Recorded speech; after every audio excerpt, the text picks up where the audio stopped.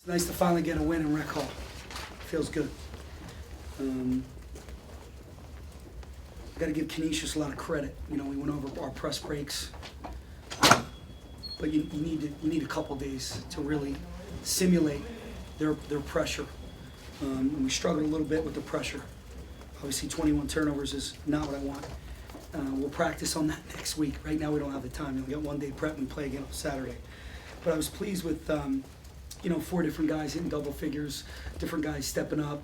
The way Josh Reeves handled himself by coming off the bench with 8 and 10. Thought he played with a lot of energy. Thought we had really good bench support tonight. We just got to continue to get better. It was a little bit ugly, and they wanted it to be ugly, and I'm okay with that. I was happy that we kept them under their average, and from 3, they typically make 10. We only made 8, so that's a positive there. And we out-rebounded them, which was critical. I know 18 offensive rebounds is not to our liking, but when you're in a 1-3-1, sometimes you're going to give up some offensive rebounds. So we got some things to clean up. I look forward to practice, but right now we're going to enjoy this first Rec Hall win and prepare for the next one on Saturday. I think I heard somebody saying your first 12 points were on the paint. Was that by design to come out and make a statement early? Yeah, we went big. We started big. I wanted to reward the seniors for their loyalty and their commitment to this program. And I felt like, starting 3 out of the 4 would be special because they were all here the first time around. 3 out. Devin was not here. Jordan was here sitting out. Donovan was here. Brandon Taylor was here. So I thought it was important for those guys to hear their name and start. And I felt like we needed to pound the ball inside. And we did that. We had 50 points in the paint. So that was our game plan to go in there. And we only shot 12 threes. So for the most part, I thought we did some good things and we took good threes. That was the strategy going against Canisius. You said Josh had 8 and 10, but he also had 7 assists and 4 steals. What's sort of making him click right now? You know what? And he's a freshman, right? Because if you go to the next column, that's the column that obviously coaches see first. We see all the positive line, but then you go to that one column and you get upset. But he's a freshman, and there was times out there where we had freshmen and sophomores on the floor, and I thought they did a really good job without the practicing against that press. He came off with great energy, great passion, brought him in the office. He was disappointed with the way he was playing, and I just think he needs to go out there and play stress-free, and I think that's what he did tonight. He played stress-free. He gets you 10 rebounds, 8.7, and 4 steals, which is a big-time line. And as he grows up, look, I want him to be a senior now. You guys already know that.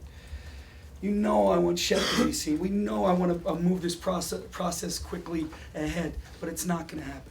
So we just got to continue to get better. But it was nice production from those guys. Many a times it seemed like in the second half that Peyton Banks was actually the one breaking the press. Was that by design? With some of our press breaks, typically we want to get it to the 1, but then we decoy the 1, we bring the 3 back. If the 3 can't get open, we bring Brandon Taylor back. 2 guys that are really comfortable with the ball and always look up the floor. I have a great deal of confidence in Peyton to bring the ball up the floor and look ahead. He's been here for 3 years, sat out 1 year, so he knows, he understands that there's going to be 5 guys in the backcourt. Just throw the ball. And we got some easy ones, we needed those easy ones, especially when they went on the run. I give Josh Reeves a lot of credit. Taking the ball out for a freshman isn't easy. And, some passes, I was holding my breath there a couple times, but for the most part, I thought he handled himself very well. There was a timeout midway through the first half, and you laid into him a little bit. They seemed to respond pretty well from that. What was the general message? I don't know what it is about this place. I think 2 years ago we had a lot of turnovers too. I think we're just so amped up, so excited, such a great atmosphere, and we tend to do things outside of what we're really supposed to do. I just wanted them to play Penn State basketball and play solid, keep it simple, make simple plays, and just win it on the defensive end, defend and rebound. I thought our 1-3-1 zone was terrific tonight, especially with him at the top in certain situations. But I haven't acted like that in a long time in huddles. But I wanted to make sure that they stayed dialed in and focused. And I was trying to bring the best out of them because I didn't want the second half to be crazy, which it turned out to be. But you try to fight it, and you got to remember, you got a young team. Probably need to do more teaching there than more. How much is Julian's low post ability, scoring ability down there? How much of that is natural versus how much of that have you guys found? Yeah, you know, obviously Julian would rather play on the perimeter, but I think he's, you know, he's sacrificing himself because he can shoot threes and he's fine, very good at it. But he's sacrificing himself and he's worked very hard. He's extremely skilled. Here's another guy I took out of the starting lineup, and man, did he respond. He stepped up big time. So I was really proud of these two young guys, freshman and a sophomore, coming off the bench for the, you know, and helping our bench and bringing passion and energy and enthusiasm. It's exactly what we need. Is this something, Pat, you're gonna continue? There have been years where you've really had to start 5 guys and stick with them. How much flexibility are you gonna have as this season goes along in terms of maybe going with one lineup, one game, and one next? Yeah, I'm going to mix it up, yeah, definitely. I thought Donovan Jock was playing great too, so it was an easy decision to allow him to start. He gets in foul trouble. It's unfortunate, but Julian's ready to play. So every game it's going to be different. Different guys need to step up. I mean, for a while there, Julian Moore was the leading scorer. I mean, if you would have told me that before the game, maybe I would have said we're in big trouble, right? But it's nice to know that we have some options and that these younger guys are starting to step up and feel more comfortable.